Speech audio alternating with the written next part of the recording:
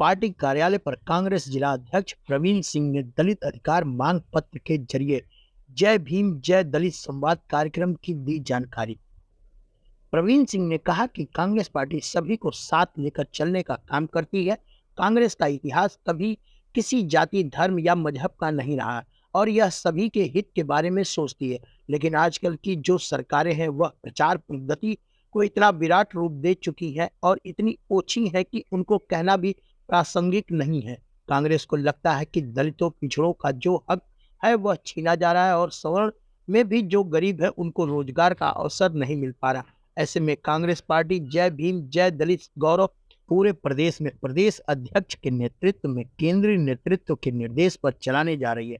इसी में दलित अधिकार मांग पत्र है, जिसमें 5 प्रमुख मांगे लिखना है जिनको दलित आने वाली सरकार से पूरा करने की अपेक्षा रखता है।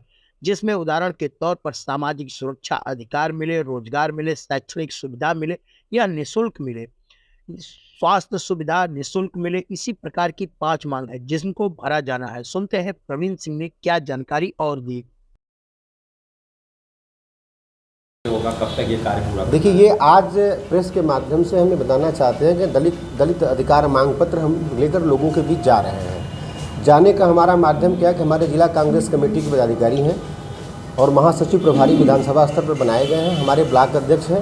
हमारे ब्लॉक अध्यक्षों के माध्यम से, न्याय पंचायत अध्यक्षों के माध्यम से गाँव तक पहुँचेगा और ये मांग पत्र उनसे भरवाया जाएगा। यही हमारा एक माध्यम है। संगठन एक हमारा माध्यम है जिसके माध्यम कार्य पूरा कर लिया जाएगा। ये कार्य लगातार निरंतर चलता रहेगा जब तक कि हम पूरे गाँव में जाकर लोगों से संपर्क करके, जो हमारा लक्ष्य है कि कम से कम जितने भी दलित गांव हैं सारे गांव तक हमारा मांग पत्र पहुंच न जाए।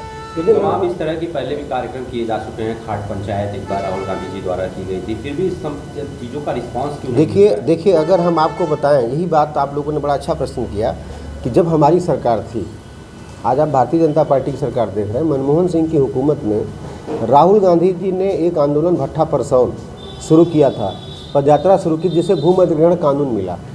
और आपको मालूम होगा, अगर आप लोग जानते होंगे और आप जान रहे होंगे, पुराने आदमी हैं आप लोग, कि पहले जब किसी की भूमि अधिग्रहित करने का नोटिफिकेशन होता था तो उसके पहले ही लोग डर से ज़मीनें बेच देते थे कि कहीं हमारी ज़मीन औने पौने दाम में न चली जाए। राहुल गांधी जी के भट्ठा परसौल यात्रा के बावजूद जो कानून बना उनकी सरकार में, भूमि अधिग्रहण कानून, आज की तिथि में कोई ऐसा व्यक्ति नहीं जो नहीं चाहता कि हमारी ज़मीन चली जाए। वो विकास के लिए ज़मीन देना चाहता है। एक ऐसा कानून बनाया उन्होंने। शिक्षा का अधिकार, आज आप सुनते होंगे तमाम सोशल एक्टिविस्ट भी कहते हैं 25% आप निःशुल्क पढ़ाइए, ऐसी गाइडलाइन है। तो शिक्षा अधिकार के तहत तो हमने दिया है। आज जो है, जो अनाज मोदी जी प्रचार करके कहते हैं कि आपको नमक मिल रहा है ना, आपको चना मिल न रहा है ना, विश्वास करिए, गूगल सर्च करिए, 2009 का कानून है, 2009-10 में बना हुआ है भोजन का अधिकार कानून। आज जो आप श्रम विभाग में आप जाते हैं, श्रम विभाग ऑफिस आप जाते हैं, आप पूछिएगा कब का कानून बना है, 2009 में श्रम कानून बना है। इसमें 18 तरह के कार्यक्रम संचालित किए जाते हैं, जिसमें 50,000 रुपये से लेकर 5 लाख रुपये तक की आर्थिक सहायता प्रदान की जाती है। अलग अलग तरह के उसके बिंदु हैं, 18 पॉइंट हैं। मैं सिर्फ ये कहना चाहता हूँ कि इसके पहले हम किसान मांग पत्र भरवाए थे। हमने 75,000 करोड़ रुपये किसानों का माफ़ किया था। हमने कभी किसी से नहीं कहा। यह सरकार ऋण माफ़ करने के बाद ऋण माफ़ी कार्यक्रम चलाती है। जानते हैं कि आप आपकी जो जीवन पद्धति उसमें लोग ऋण लेने को लेकर के शर्मिंदगी महसूस करते हैं। ब्लॉकों में बकायदे कार्यक्रम ऑर्गेनाइज करके कहती है कि आप ऋणी हो, आपने हम पर उपकार किया है। हमारी सरकार ने जो भी काम किया है वो उपकार की वजह से नहीं किया है, वो इसलिए किया कि उसको लगता है कि हमारा नैतिक दायित्व है सरकार में होने के नाते, क्योंकि जनतंत्र है, जनता ने हमको चुना है, तो जनहित के कार्यक्रम हम संचालित करें। ऐसे तमाम कार्यक्रम संचालित किए गए जो कांग्रेस के हुकूमत में किए गए। उसी क्रम में दलित अधिकार मांग पत्र में ये देखा जा रहा है कि इनको और क्या आवश्यक है। जैसे भी देखा आपने कि राजस्थान में 25 लाख तक का इलाज मुफ्त है। ऐसा कार्यक्रम राहुल गांधी जी ने भी कहा कि इसको पूरे देश में लागू करेंगे। धान की खरीद छत्तीसगढ़ में वो एक मॉडल है, उसको हमारी सरकार आएगी देश में लागू करेंगे। तो ये दलितों का चूँकि अंतिम व्यक्ति है, हमारा संविधान भी उसमें भी ये लिखित है कि अंतिम व्यक्ति का हित पहले देखा जाए। तो अंतिम व्यक्ति के हित को लेकर हम लोगों ने शुरुआत दलित अधिकार मांग पत्र के माध्यम से शुरू की है।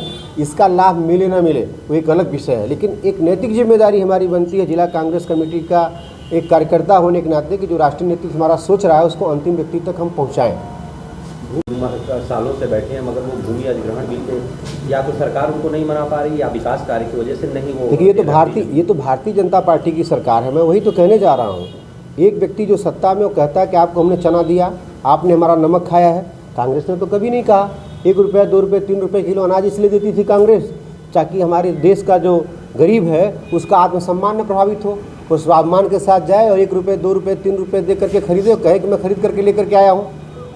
उसके साथ ही अगर आप देखें अगर तो सहयोग करने न करने की, हमारी मजबूती कमजोरी की, जिसका पैमाना आप मान रहे हैं वोट का, अगर वोट का पैमाना हो तो आप पत्रकार साथियों को मालूम है विगत 3.5 वर्षों में आप चाहे सत्यमेव राम जयते की हत्या का मामला रहा हो, चाहे गोधौरा में पूरे दलित परिवार को विस्थापित कर दिया गया, उनको पुनः से उनके अंदर से डर समाप्त करके उनको वहाँ ले आने का मामला रहा हो, पलिया का मामला जान रहे हैं आप, खुलेआम आपके मैं प्रेस को बोल रहा हूँ कि 40 से 42 लाख रुपए अनअकाउंटेबल, जिसका कोई लेखा जोखा नहीं है, जो उड़ती खबर में उस परिवार को दिया गया कि वसूला कर ले। ये किसने किया? कांग्रेस के आंदोलन से हुआ। जो वहाँ पर एक और मुस्लिम नेता बैठा हुआ था, वो मालूम है आपको, बाद में उसका वीडियो वायरल हुआ, कैसे कैसे जो है ऑडियो उसके वायरल हुए लेन देन करने के। लेकिन आपका ही मैं भाई हूँ, आपके ज़िले का हूँ, हमको कोई खरीद नहीं पाया ना। हम अगर ये निस्वाई से आज तक कांग्रेस की राजनीति में पूरे कांग्रेस कार्यकर्ताओं को भी ये बल दिए हैं, ये प्रेरणा दिए हैं, मार्गदर्शन दे रहे हैं, और उन्हीं से ले करके कि हम अगर कांग्रेस में भी हैं तो हम लोगों की लड़ाई लड़ सकते हैं। व्यापारी के मामले में आप ही लोगों के बीच से हमारे पास फ़ोन गया, मैं क्या कहा, मैं तो आलमबदी के मामले में गया, मैं कहा एक विधायक अपमानित हो रहा था, कल हम आप भी अपमानित होंगे। हम किसी को जात धर्म के चश्मे से न देखें, जिसका उत्थान होना चाहिए उसकी आवाज़ हमें भी उठानी है और पत्रकार होने के नाते आपको भी उठानी है। हमने जो कुछ भी हो सका आजमगढ़ में उस मुद्दे को टच किया, छोटे मुद्दे बड़े हुए। आपको मालूम है कि कोलभील के ऊपर हमला किया था एसएसपी सुधीर कुमार सिंह ने, उसको भी हमारी सोशल मीडिया ने उठाया था। बाद में उन्होंने 5 बजे हमको ऑफिस में बुला करके उस आदमी को छोड़ा। इस तरह के तमाम काम किए गए जहां दबा नहीं गया। और एकमात्र मैं ऐसा जिलाध्यक्ष हूँ जो आज की जिलाधिकारी की और अधिकारियों की जो कार्यशैली उनके यहाँ जाना नहीं पसंद करता। उनको लगता होगा कि हम यूपीएससी क्वालिफाई करके आए हैं या हम आईएएस हैं तो हम ही खुदा हैं, हम ही ईश्वर हैं। हम उनको ईश्वर नहीं मानते।